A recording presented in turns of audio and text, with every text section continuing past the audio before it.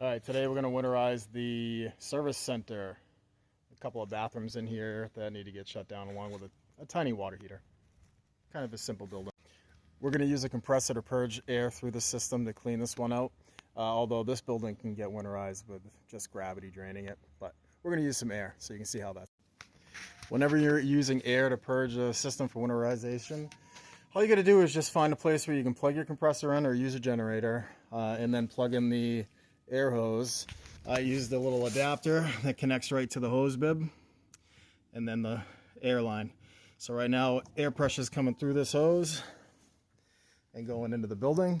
I have the hose off right now, so it's not actually going in. But all we're doing is introducing air rather than water. So it's pretty easy. Ready? There.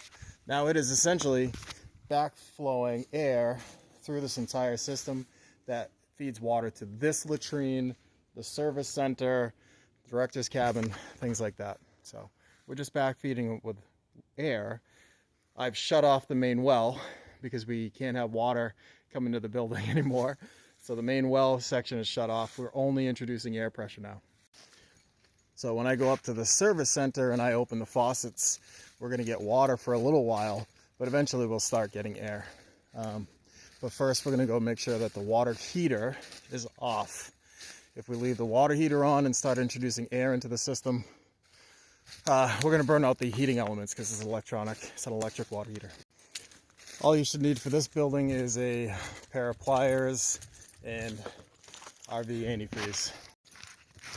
Also, one more note about the air pressure. Make sure you get that dialed down to about 80 psi. You don't want to send 100 psi to a system that's really only ever been worked to about 80 max. All right, we're in the basement. We're going to go right over to the electric panel. I'm going to find the hot water. It says it right here in red.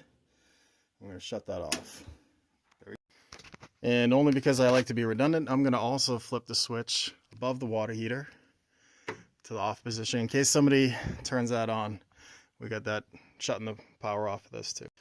Now, if we were gravity draining, we would just start opening things up. Open the boiler drain at the bottom of the water heater.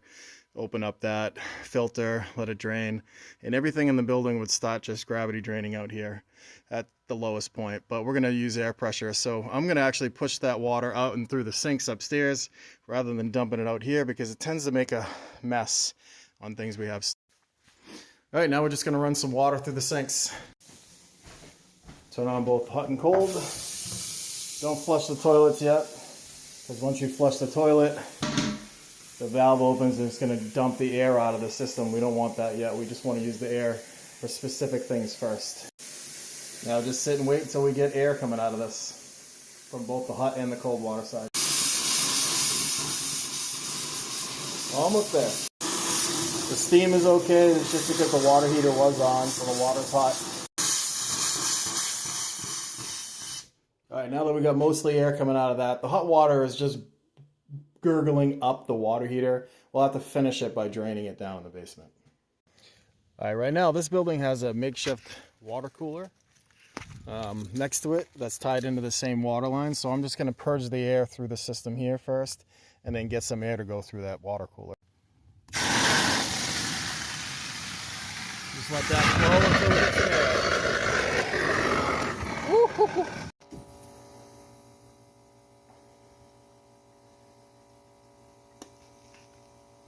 Got a little dirty from that.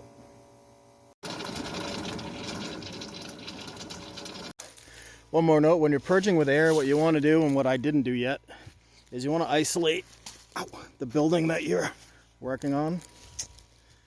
This is the one that feeds to the service center. That one's off, that's to the director's cabin. You want to start like that. That's because what will happen is that the water that is in the lines that you're not intending to purge air through yet will start to actually, oh, I cut my thumb.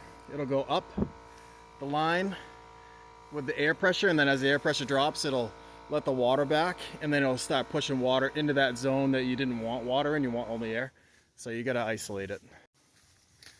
It's also a lot easier to find water leaks when there's air coming out of it than just water. You can decide to fix it now or mark it, fix it in the spring, doesn't matter. I'll do another video on how to winterize this water cooler. Right now, I just want to get some air to go through the system. All right, now we're going to flush the toilet.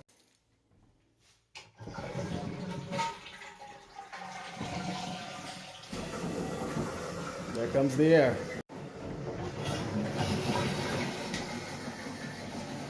That's what we want.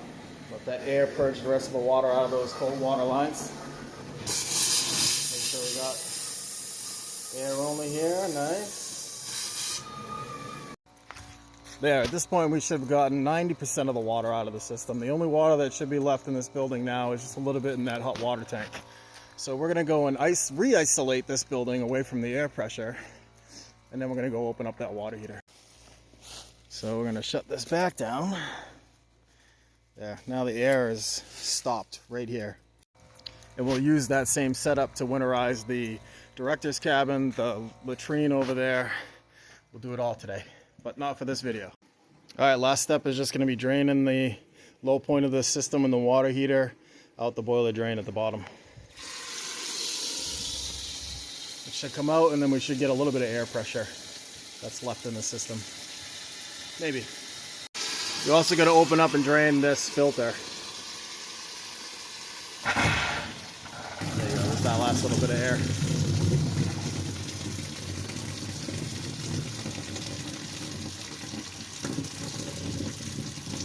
Looks like we still had a good amount of water in the system. This goes to show you, you still have to open everything up at the end of using the air pressure. You still got to open everything up because water gets trapped in places that you don't think of. This building has an extra zone here that comes in and feeds over, used to feed over to where the trading post is, the old trading post. It's not in use, there's no sinks or anything connected over there right now. So that just stays closed, that valve there. All right, we're gonna let those drain, and I'm gonna go upstairs, open up the faucets again so that gravity can continue to drain that out. And then we'll put some antifreeze in the toilets. It's definitely best to have every building designed to be gravity drained. You can't lose when you do it like that. But problem is, not all these buildings have been designed to just open faucets and gravity drain. So you get what you get. See, I had to flush that again. We had a lot of water in the system that was still getting pushed through with that air. So feel free to learn from my mistakes. All right, there's not a lot of water on that one, so I'm not going to bother to plunge it out. Ooh, Jesus. We're just going to add antifreeze to it. And about that should be. Double check that you're flushed all the way. And then we're going to add antifreeze to the back. That should be good. See, it looks nice and pink. I only got a little left, so that one can get the rest of it. Remember to close the bowl and close the tank so we don't get any floating rodents in this.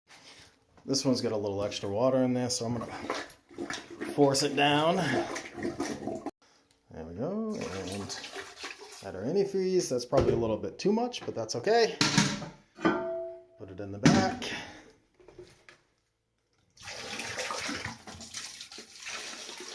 There we go. And voila. Last piece.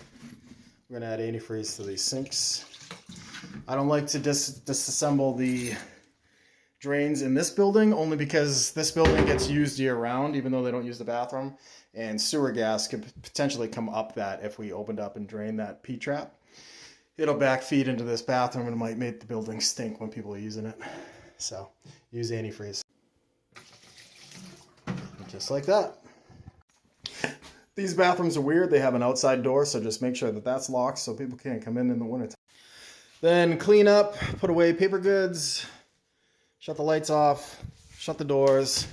You can lock them from the inside. These ones have the little push button lock, and then the release is a little tiny probe you can stick in there.